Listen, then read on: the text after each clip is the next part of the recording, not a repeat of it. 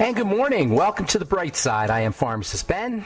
Thanks for joining us. Our number today, 844-236-6010. If you have questions about health, nutrition, prescription drugs, if you want to wean yourself off your meds, and to get on a good nutritional supplement program, we can help you do that. 844-236-6010 is our number. If you have a comment or a success story you'd like to share, or if you just want to contribute to the conversation, 844-236-6010 is our number. We'll be talking to Bob Zadek at the bottom of the hour. Bob is the author of a book called Essential Liberty, Finding Freedom in a Post-COVID World. According to Bob, the first round of lockdowns, we're now entering into our second round of lockdowns, at least in some places around the country. According to Bob, the first round was a dress rehearsal for tyranny.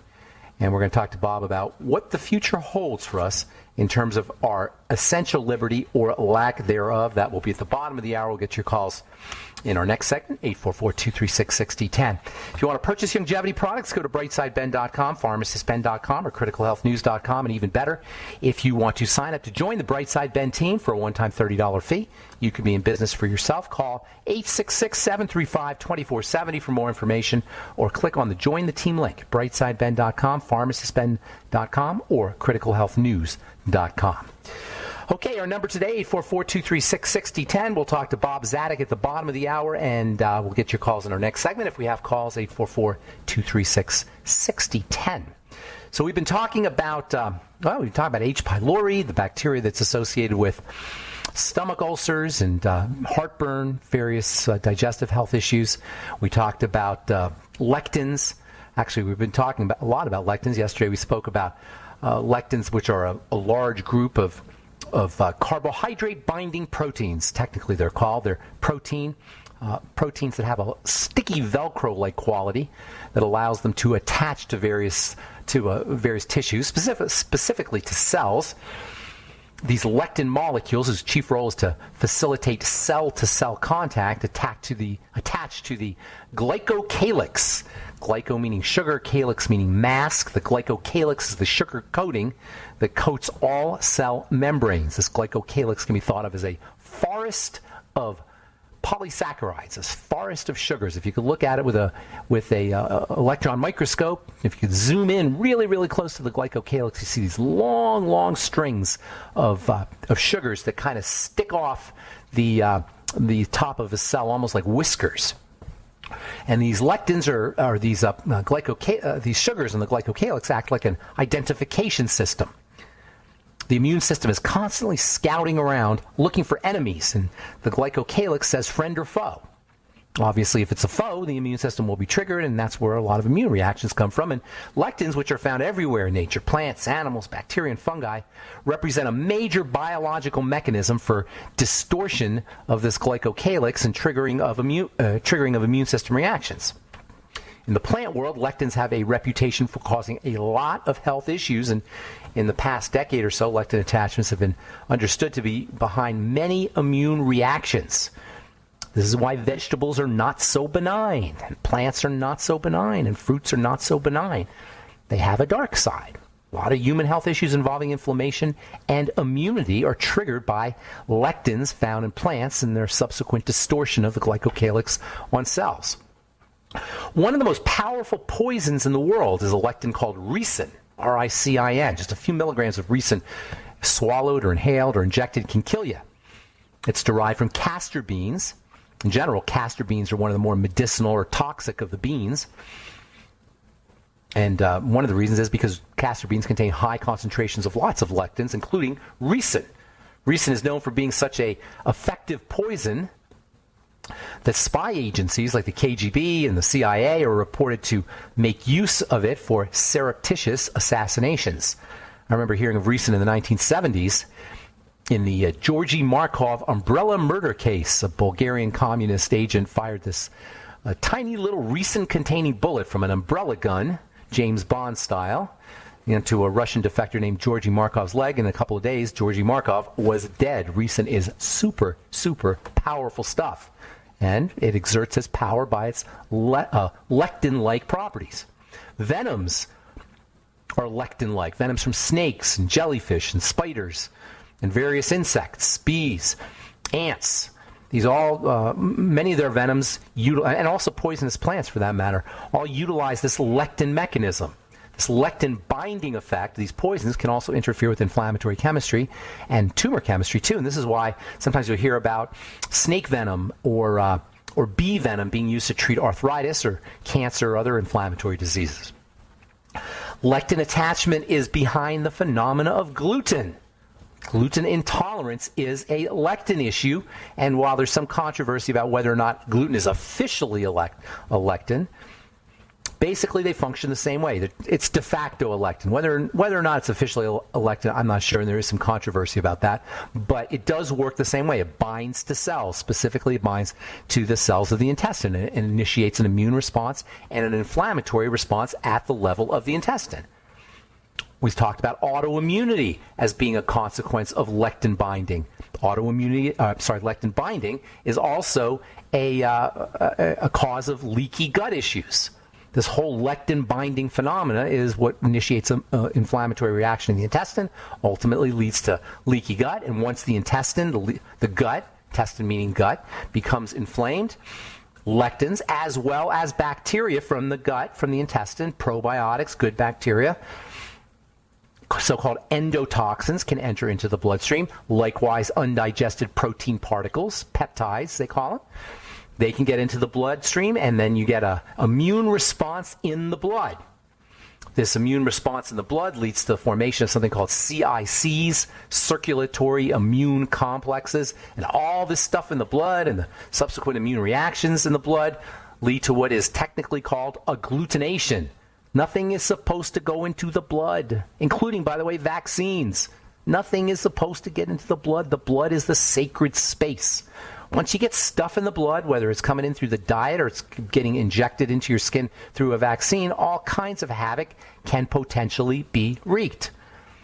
Once you get stuff in the blood and immune reactions in the blood, these CICs going on in the blood, you can get into a biological process called agglutination.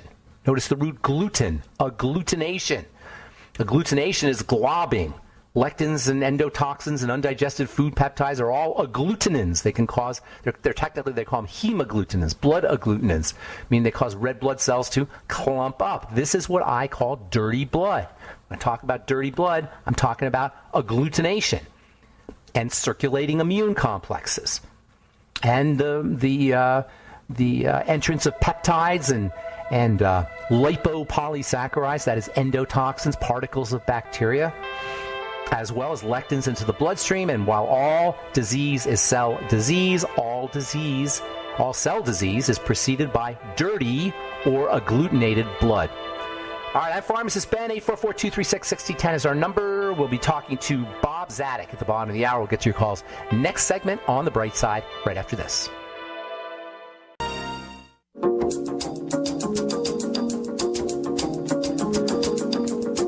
We are back on The Bright Side. I'm Pharmacist Ben. 844-236-6010 is our number. Got lines open for you. We'll talk to Bob Zadek at the bottom of the hour. His book is Essential Liberty, Finding Freedom in a Post-COVID World.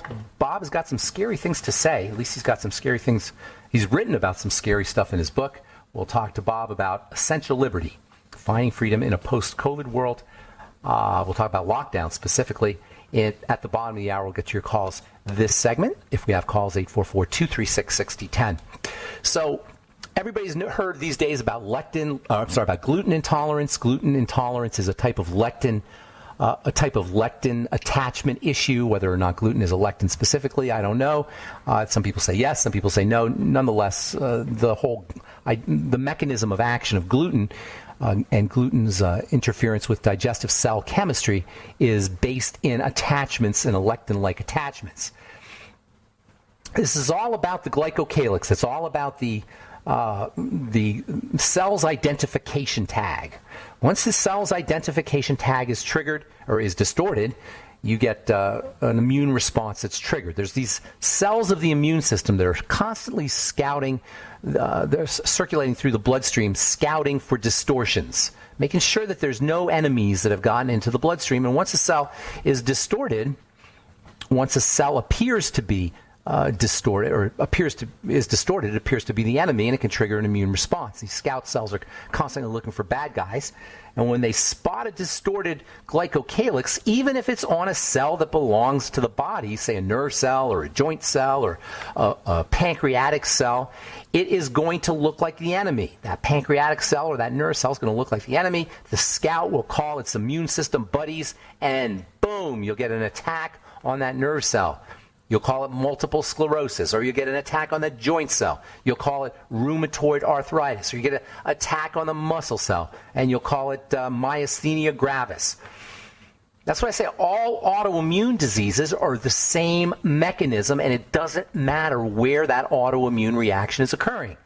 You don't need to go to a neural specialist, for example, if you have a nerve autoimmune disease. Or you don't have to go to a digestive specialist if you have a digestive system autoimmune disease. Or you don't have to go to an endocrinologist if you have a pancreatic autoimmune disease. It's all the same mechanism. It's distortion of cells, secondary to the entrance of poisons into the bloodstream, and an inflammatory immune system reaction. This is the fundamental mechanism of autoimmunity. And if you can follow along with this process, if this process makes sense to you, you now know more than representatives of the medical model who will tell you there's no known cause for autoimmune diseases and there's no cure for autoimmune diseases. No, there's no cure for autoimmune diseases, but you can reverse and prevent them simply by reversing or preventing the distortion of the glycocalyx secondary to the entrance of foods, mostly foods. Yes, if you inject things through the skin, you can also cause the same problem of dirty blood and secondary immune reactions and inflammatory reactions to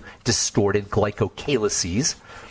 But for the most part, the large majority of toxicity in the bloodstream, which precedes autoimmunity, enters in through food and the digestive system. I know I say this all the time, but it bears repeating because so many people are suffering with rheumatoid arthritis, suffering with type 1 diabetes, suffering with multiple sclerosis, suffering with these autoimmune diseases, and they're secondary to our lifestyle.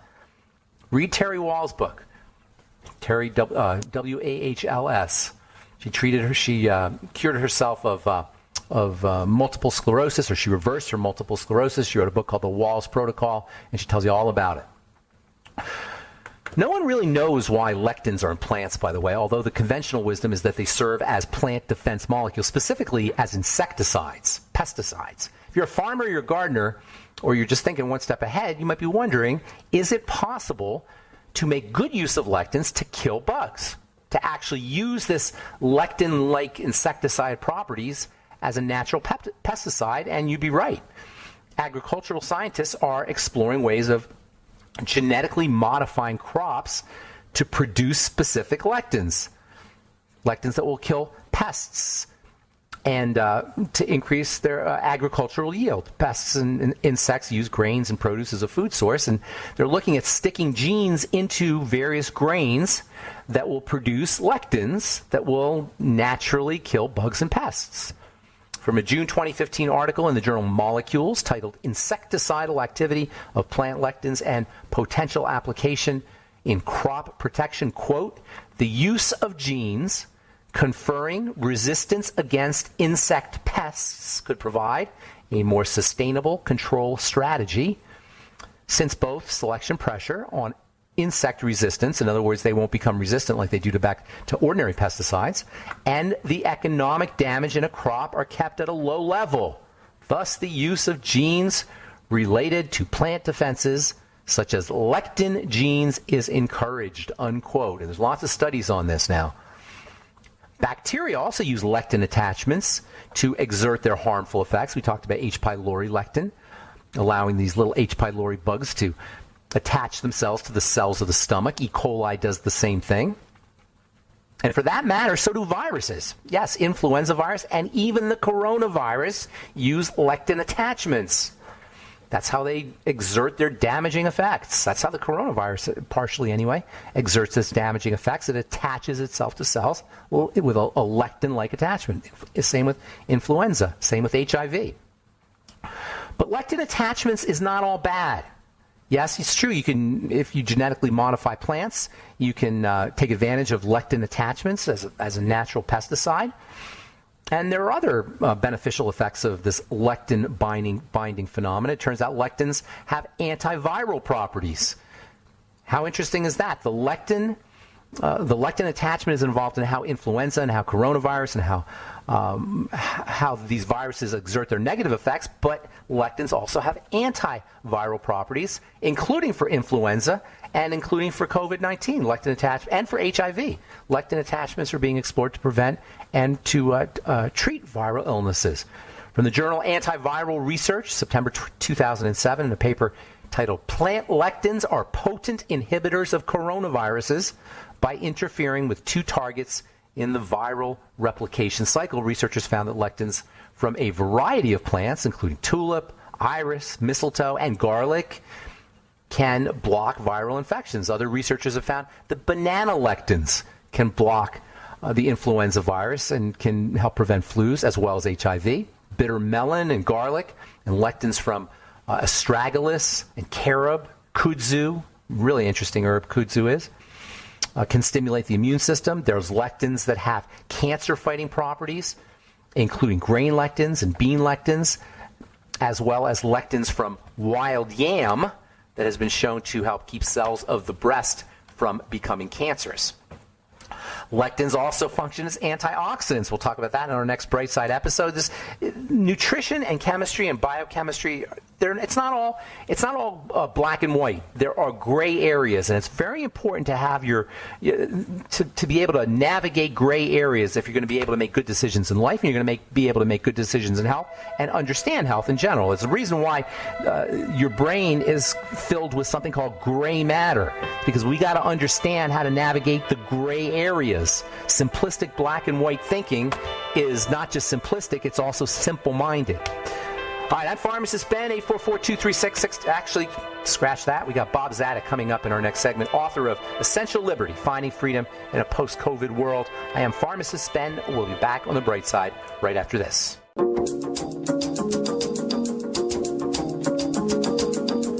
All right, we're back on the bright side. I'm Pharmacist Ben. We're on the air Monday through Friday, 8 to 9 Pacific, and 10 to 11 Central Time, and 24/7 on the archive page at brightsideben.com. Also, benfuchsarchives.com. We've got search engines up. If you miss a program or want to review a program or you want to review a topic, head to brightsideben.com or benfuchsarchives.com and check out our search engine and our 11 years of archived information, lots of good health information on all our websites, brightsideben.com, pharmacistben.com, and criticalhealthnews.com. You can also sign up to join the Brightside Ben team or purchase longevity products off our websites as well, brightsideben.com, pharmacistben.com, and criticalhealthnews.com. And don't forget to take a look at our Truth Skin Health products at truthtreatments.com and check out our 1,400 plus 4- and 5-star reviews at Truth Reviewed. That's with a D at the end, truthreviewed.com. All right, I'm looking forward to speaking to our guest today, the author of the book Essential Liberty. Bob Zadek is also the host of a podcast, The Bob Zadek Show, and we're going to talk about Essential Liberty, Finding Freedom in a Post-COVID World. Please welcome to the bright side, Bob Zadek. Good morning, Bob. Good morning. Thanks for having me on your show.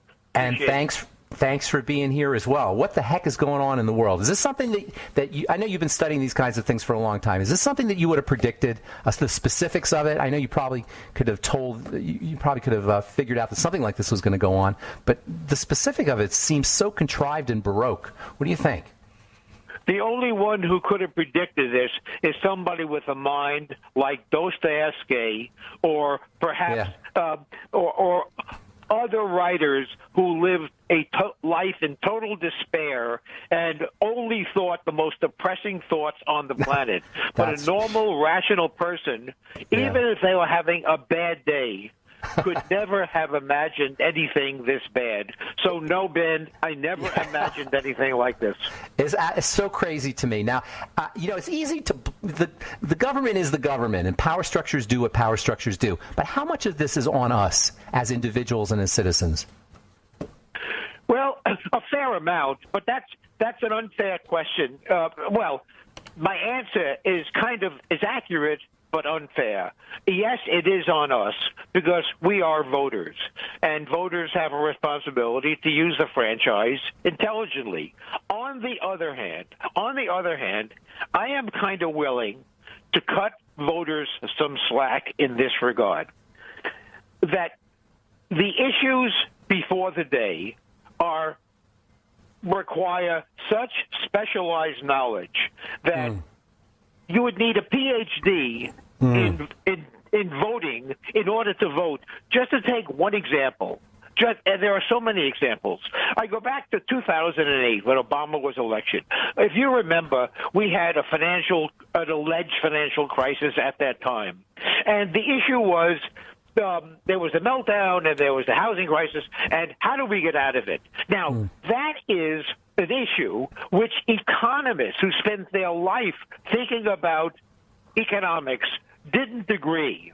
And yet the election was about whose approach, Obama's or McCain's, whose approach was a more sensible way out.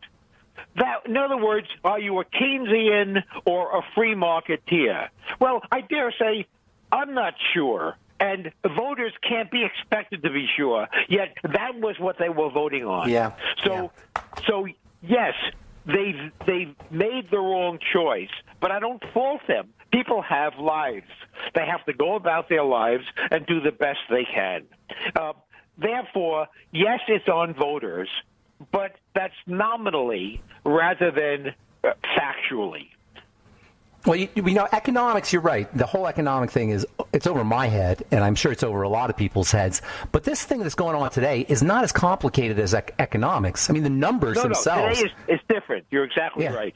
It seems so obvious to me. What's going on today seems like an obvious power play. And for the life of me, I can't figure out why the masses of people, present company excluded, Bob, not my listeners, probably not your listeners, but the masses of people believe the baloney that's being pushed at us, despite evidence to the contrary in terms of statistics, in terms of observation, in terms of immunology and virology.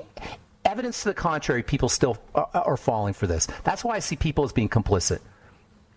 Well, and I agree with you. You and I really agree. But here's my a tiny bit deeper response than yours. Not that yours was shallow. You're exactly right. Okay. But I want to drill down just a tiny bit more. Yeah. The issue was, in effect, and my book was, did the lockdown make sense?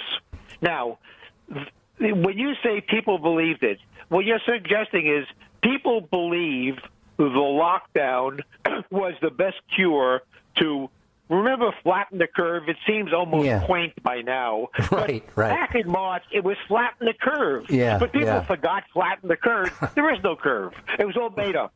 But here's my point. The issue today, as we look at various states and cities, each with different many with different reactions from each other, the issue is not, does the lockdown work? The issue is, are we willing, as Ben Franklin suggested, to sacrifice liberty to gain a little temporary safety? Now, and he said deserve that neither. Issue, he said we deserve neither. We deserve neither. That's exactly right. Well, of course, you nailed the quote exactly. But that was the dichotomy. That was the choice. And voters are discovering, having been deprived of liberty for the first time in the glorious 231-year history of our country, for the first time ever, that people who did nothing wrong and who were not sick were put under house arrest. House arrest. Mm-hmm. And that has never happened before. We have had quarantines. Quarantines, as you know, is an effective, recognized health measure, but not quarantining the people who are healthy. Yeah, right. The lesson, and here's the lesson, Ben, as of course you know, but to help your listeners sort of, my opinion, get a handle on the issue. The issue is that are people smart enough to make essential decisions about their own lives so long as they have the information? Can you and I decide whether to go to Starbucks, whether to have dinner with friends, whether to go to a restaurant, whether to have our hair cut, whether to go to work, whether to walk in the street?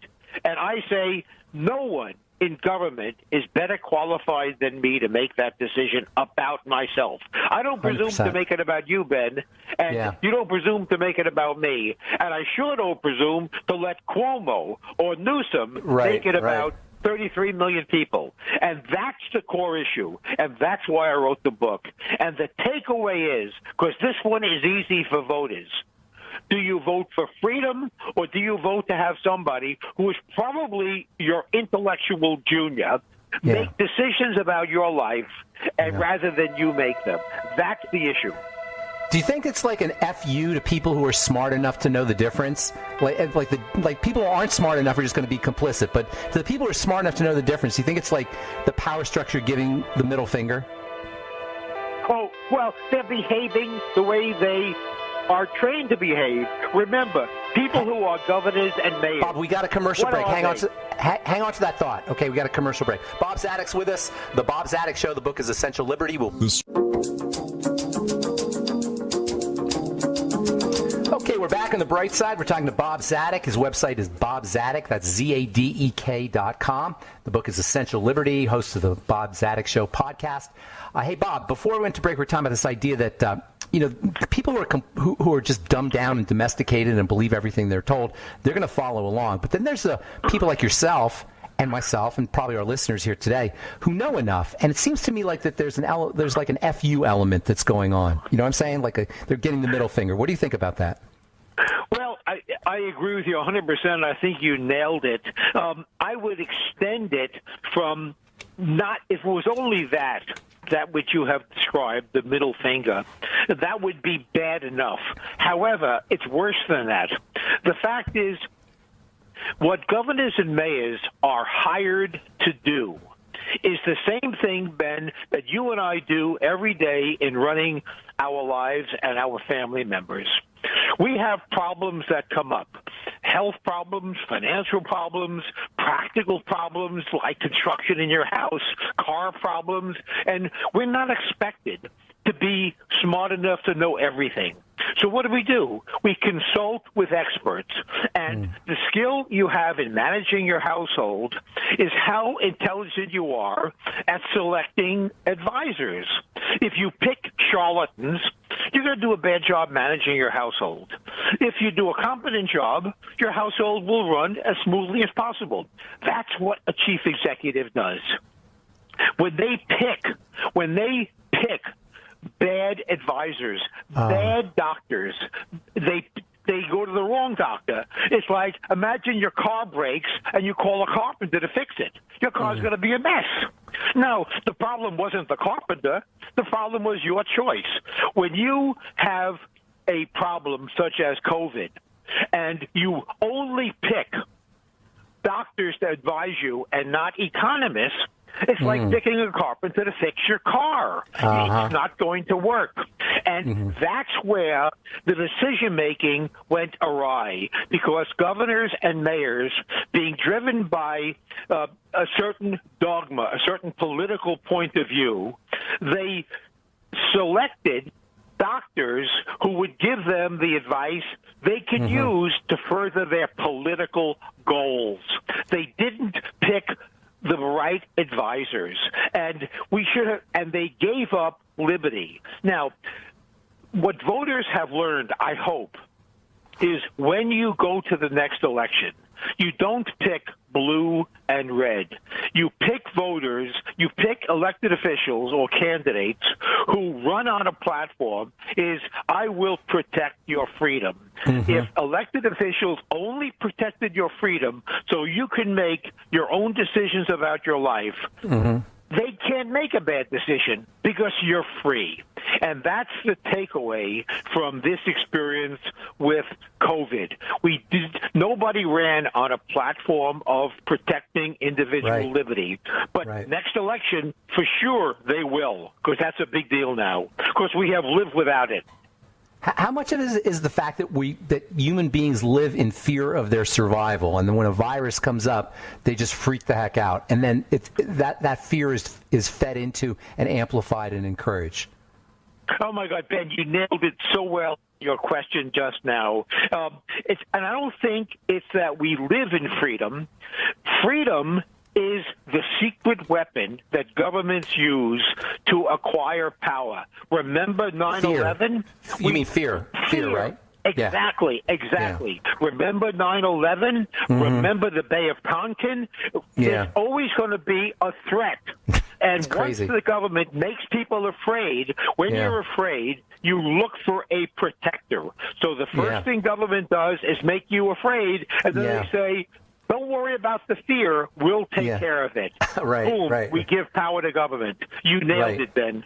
Right. It's refusing to live in fear is what it's about, and that requires kind of like almost like a spiritual mindset that human beings have to have. Because the world is inherently scary if you live strictly in the material world. Things can drop on your head at any time. But you see, you have to almost have this kind of confidence in your ability to survive that transcends the physical world. Do you think? You're exact, Ben. The world is only fearful if people don't listen to your show. If people listen to your show, they're not afraid anymore. That's the message that I try to get on this show every day, is that we don't have to be afraid, that we have control, much more control than we believe or that we've been led to believe. And like you say, governments have an interest in making sure you don't feel confident about your life so that they can say, hey, we'll take care of you. The biggest fear is if what's been taught into you is you're not competent to get through it. Once government persuades you are incompetent to get through it, that makes you fearful. But Ben, if you go out on a camping trip and you go there with the right gear and the right tent and the right way to cook your food, you're not afraid of being out there in the woods. But if you go into the woods with the wrong gear and you're ill-equipped, of course you're going to be afraid, as you should be. So the fact is, if you are competent, all you have to be is competent to run your own life. If you acquire that competence, there's nothing to be afraid of. 100%. That's so awesome. So do you think we've crossed a technological threshold now where humanity can be controlled so efficiently and so effectively that there's no going back? No. I have too much faith in us ordinary humans. So no, there might be in the short run, but we will never get, I don't think, a situation where technology can overcome human will to be free. You see that even in the most autocratic countries, in Venezuela and all over, marketplaces spring up in the shadows, black markets. People want to trade with each other and mutually beneficial exchanges and make each other's life better. No. Humans, the force is too great. There will never be a technology strong enough in the long run to suppress the desire for freedom. Never. I'm so glad to hear you say that. That's awesome. So you're optimistic about the future. Oh, profoundly. I'm always optimistic. Remember, there was a quarterback, you're too young to know, Bobby Lane, who played for the Washington when they were allowed to be called the Redskins. Did he play for the Lions? I think he played for the Redskins, but maybe you're right. And he was fond of saying he never, ever lost a football game. Yes, occasionally he ran out of time, but he never lost a game. That's great. So, no, we are always going to survive so long as we don't run out of time. I love it. Thank you so much for saying that. What's your take on the vaccine? Well, not being a doctor or a practicing lawyer, but it looks good to me, and I think there's a fascinating intellectual exercise that I invited my listeners last Sunday to go through, is discussing, when you're sitting around having coffee with your buds, discuss what would you do in terms of who you would vaccinate first. What would be your own order? What's the right thing to do? What's the fair thing to do? Should you have a marketplace that goes to the highest bidder? How should you distribute the virus, the vaccination, and in what order? It's a fascinating exercise. I don't really quarrel with what they're doing. Healthcare workers first, although I kind of think that they should do it on the basis of either IQ or lawyers get vaccinated first. Either one I'll take. But I think I'm profoundly optimistic, and what I'm also optimistic about is the legal vaccination, where the judges right now are questioning the autocratic decisions. And just today in San Diego and in California, the courts have struck down the forbidding of restaurants to serve food. So the judges are stepping up to the plate, defending the Constitution.